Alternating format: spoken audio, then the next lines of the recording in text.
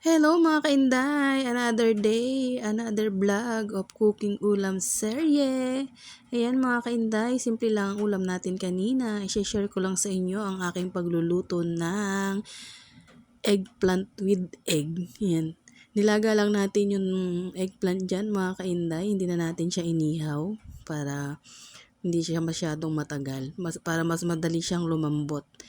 Ayan, nilagyan na natin ng 3 egg at nilagyan natin yan ng asin at saka ng paminta. Ayan guys, pero tinignan muna natin yung loob ng ating eggplant baka kasi mayroong insekto. Ayan. Ayan, nag-start na tayong magprito. Ayan guys, kasi pinaano ko siyang masyado ko siyang pina-fried. Ayan.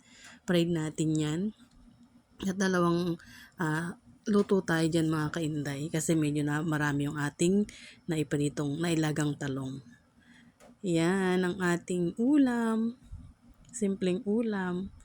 At sasawsaw natin yan sa bagoong na may kalamansi at saka sili mga kainday.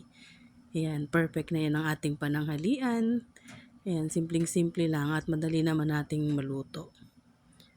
Ayan na guys. At naisa lang na natin yung ating pangalawa. Ayan. Hindi naman siya mainit kaya kinakamay ng kainday nyo. Ayan. Kasi meron naman siyang tangkay. Ayan ang ating ulam.